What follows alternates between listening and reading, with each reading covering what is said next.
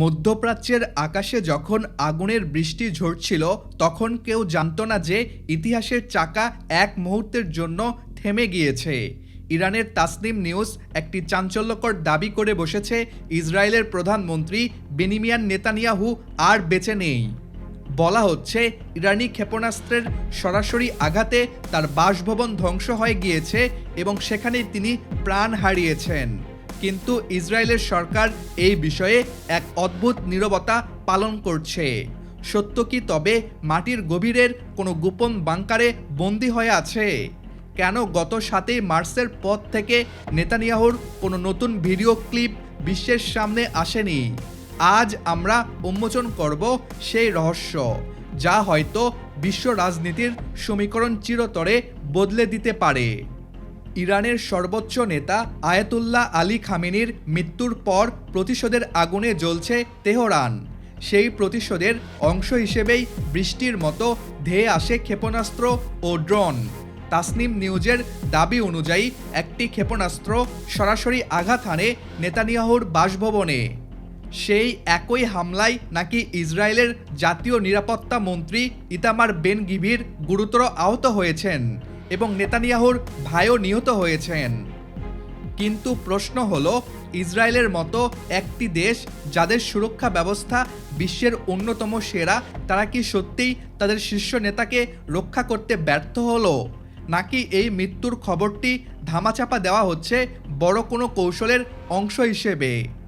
গুঞ্জন শোনা যাচ্ছে নেতানিয়াহুর নিথর দেহটি এখন তেল আবিবের মাটির নিচে মোসাদের একটি অতি গোপন বাংকারে রাখা হয়েছে। এই মৃত্যুর খবর যাতে সেনাবাহিনী এবং জনগণের মনোবল ভেঙে না দেয়, সেজন্যই তার লাশ লুকিয়ে রাখা হয়েছে। গোয়েন্দা মহলের জল্পনা অনুযায়ী মোসাদ এখন সময় নিচ্ছে একজন যোগ্য উত্তরসূরি নির্বাচন করার জন্য। যতক্ষণ পর্যন্ত ক্ষমতার এই শূন্যস্থান পূরণ না হচ্ছে, ততক্ষণ পর্যন্ত বিশ্বের কাছে নেতানিয়াহুকে নিখোঁজ বা আইসোলেশনে থাকা হিসেবে প্রচার করা হচ্ছে। এই গোপন বাংকারটি এমন এক জায়গায় অবস্থিত যার অস্তিত্বের খবর কেবল হাতে গোনা কয়েকজন শীর্ষ গোয়েন্দা কর্মকর্তা জানেন। নেতানিয়াহুর মৃত্যু নিয়ে সন্দেহ আরও জোরালো হয়েছে তার সাম্প্রতিক কিছু ডিজিটাল উপস্থিতির কারণে।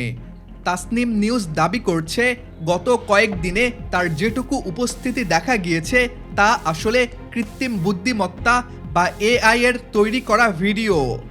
এমনকি ফরাসি প্রেসিডেন্ট ইমানুয়েল ম্যাক্রোর সাথে তার যে ফোন আলাপের রেকর্ডটি সামনে এসেছে, সেটি নিয়েও গভীর অস্পষ্টতা তৈরি হয়েছে। সামরিক পর্যবেক্ষকরা বলছেন এটি হতে পারে ইতিহাসের সবচেয়ে বড় ডিজিটাল মাস্কিং, যেখানে একজন মৃত মানুষকে জীবিত দেখিয়ে একটি পুরো রাষ্ট্রকে পরিচালনা করা হচ্ছে। সত্য এবং মিথ্যার এই লড়াইয়ে প্রযুক্তি এখন মোসাদের সবচেয়ে বড় অস্ত্র। তবে মুদ্রার উল্টো পিঠও আছে। আন্তর্জাতিক গণমাধ্যম জেরুজালেম পোস্ট এই পুরো ঘটনাকে কেবলই একটি গুজব বলে উড়িয়ে দিয়েছে।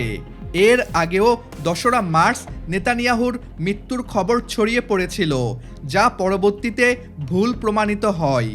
বিশ্লেষকরা মনে করছেন, ইরান যখন নিজেরা ভয়াবহ হামলার মুখে পড়ছে, তখন সাধারণ মানুষের মনোবল চাঙ্গা করতে এবং আন্তর্জাতিক মনোযোগ অন্যদিকে সরাতে এমন তথ্য ছড়িয়ে দিতে পারে। ইসরায়েলি প্রধানমন্ত্রীর দপ্তর যদিও কোনো আনুষ্ঠানিক বিবৃতি দেয়নি, তবে কিছু অসমর্থিত সূত্র বলছে তাকে বীর সেবা এলাকায় আহতদের দেখতে যেতে দেখা গিয়েছে। সত্যটা আসলে কি? নেতানিয়াহু কি সত্যি মোসাদের গোপন বাংকারে চিরনিদ্রায় শায়িত, নাকি তিনি উপযুক্ত সময়ের অপেক্ষায় নিজেকে সরিয়ে রেখেছেন? যুদ্ধের ময়দানে প্রথম মৃত্যু হয় সত্যের।